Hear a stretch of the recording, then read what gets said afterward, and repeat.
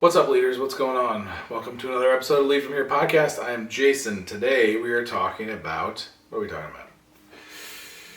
Oh, building consensus. So this is a fun topic because a lot of people, especially newer leaders, tend to struggle with understanding like when to push, when to pull, when to wait for a decision, or how to like build consensus around, hey, we need to put this process in place, or we need to make this decision, or we need to go this direction. A lot of times leaders will be too concerned with frustrating their people or making it seem like they're in charge and they're making the call and they're ignoring what's going on, or hey, not everybody agrees, so I don't think we can make a call. Building consensus is one of the most difficult concepts for a leader there is, because you have to find the line. You can't wait for everybody to be happy, but you also can't just make the call on the blind. So you have to find that balance. You have to monitor the situation, monitor conversations, monitor where the decision is going, and understand both sides, all sides, not just both, there's probably multiple sides. Understand all sides and look at how you can support those thoughts, those different sides, the different things that are happening. It's best that you kind of stay neutral until you have to make a call.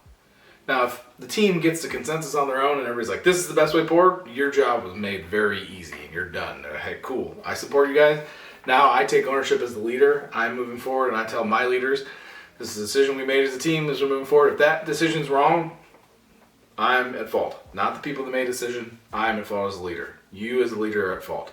And that's your job. We're not here to talk about that. What we're here to talk about is when it doesn't go that smoothly. When nobody can agree, we can't come up with a path forward, or the worst, everybody's got a different idea. And everybody wants to see their ideas come to life. And that is a very difficult part of being a leader, is trying to suss out what the best path forward is. And then once you know what that is, or once you think you know what that is, based on the information you have in front of you, then you have to take that information and get everybody to buy in. And sometimes you can. Sometimes you can't. And then you just have to make a call. And that is, for new leaders especially, very difficult, because it feels like you're kind of telling everybody that you know best. And that's not the goal. And it certainly shouldn't be how you're communicating it. Your goal is to get a decision made, because you cannot spend forever. Paralysis via analysis is the worst kind of thing to be in business. Don't rush it. Take a proper amount of time. But at some point, you have to make a call. You have to make a decision to move forward. From there, whatever repercussions come, that's on you. You make the call, ultimately. That's on you. But too many people sit in this kind of like, I don't know.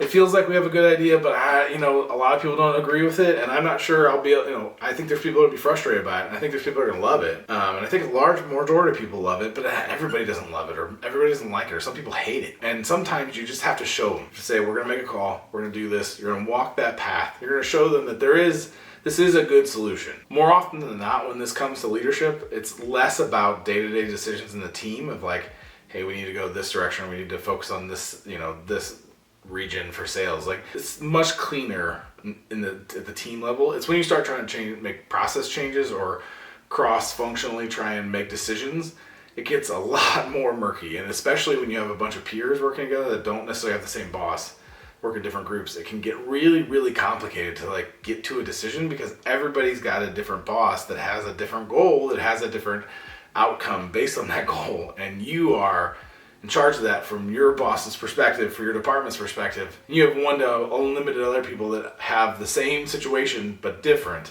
and you're trying to come up with a solution. Again, sometimes it works out where everybody agrees, but a lot of times they don't, and you guys have to get to a point where you understand the risks and understand what you think is the best, and just make the call.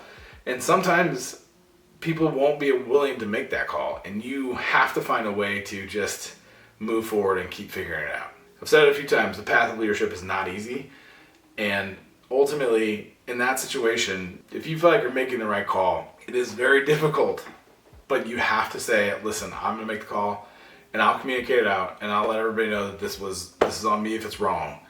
And then you have to take it, because you might be wrong. Cross-functional things are the most difficult things to find success in sometimes, because there are so many different moving pieces. But it's important for you to take that opportunity and just take the risk, take the experiment. Look for opportunities to just go for it. Make sure they're educated, make sure it makes sense, make sure that you have buy-in at some level, and then move forward.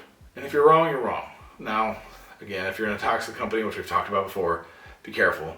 But most companies, if you're trying to push the envelope forward, you're going to learn from it most likely at the very worst. A lot of times you're going to get it right. Maybe you get it right, but it's not as effective as it could be, and you have to evolve it. But the key is if you're experimenting and you're pushing and you're making the call, you're not just waiting for consensus to build amongst everybody. You can put yourself in a situation where everybody starts to trust you when you're making calls, and everybody starts to understand that, like, you're not here to take the credit. You're not here to get anybody in trouble or to have blind ambition. You're here to try and make things better. And if your team thinks that, and your boss thinks that, and your peers think that, cross-functionally or otherwise, over time, if you're building that and you're showing that and you're doing that, and you're living that way, they will back you up, even when they don't think it's a great idea.